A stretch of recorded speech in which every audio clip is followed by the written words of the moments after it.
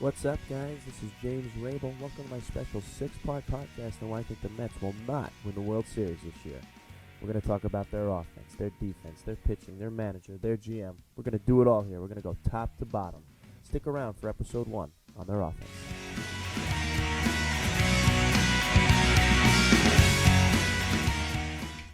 All right, and this is episode 1 of my six-part podcast on why I think the Mets will not win the World Series this season. And this is episode 1, offense. All right, so New York Metropolitans actually took 2 out of 3 from the Atlanta Braves this weekend. Nelson Figueroa got his second win of the season yesterday in a 6-3 rout of the Atlanta Braves.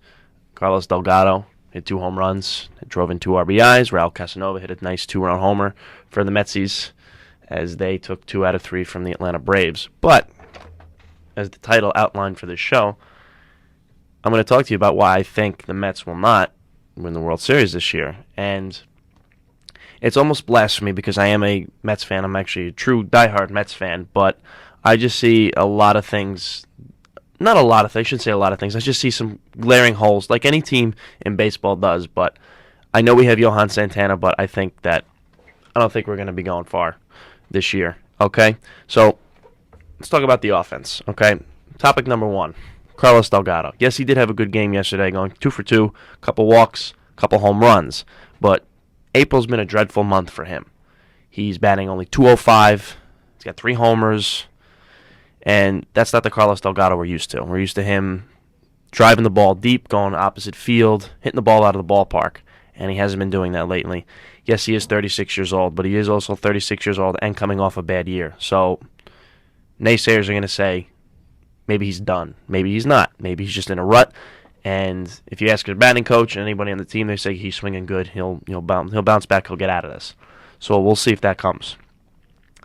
And besides Delgado, if you look at the Mets lineup, it's a small ball lineup. You look at that, and nobody on that team is really scaring you right now. David Wright comes to mind, but that's it.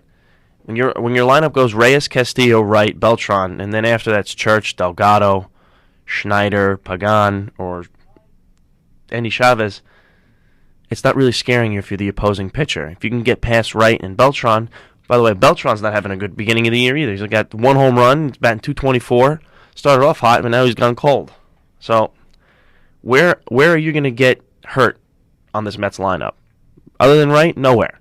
So, if you're the opposing pitcher, if you can get past Wright, you're pretty confident that you can get through this Mets lineup. And Moses Alou, more like Moses Alou, hurt his hernia, had a sports hernia in spring training. Thought he'd be out till May. Was making good progress. Now he found out 2 days ago he might have a fractured ankle because his MRI. They had an MRI on his ankle because there was swelling down there. And they didn't know what it was, and they found out the MRI might reveal a small fracture in his ankle. I mean, it's every year some type of injury is keeping this guy out of the lineup, and it's a shame because he batted .341 last year. Drove in a ton of runs, hitting the clutch. It was basically the missing key of the offense, and they were relying on him this year to be good. And now, fractured ankle along with the hernia, you don't know when he's coming back. So, Omar Minaya is going to be searching the bargain bin, looking for somebody to come in and maybe spark this team up. Who knows, though? It's a very thin market. All right, guys, I want to thank you for joining me on episode 1 of my 6-part podcast on why I think the Mets will not win the World Series. Join me next time for episode 2 when we tackle the pitching.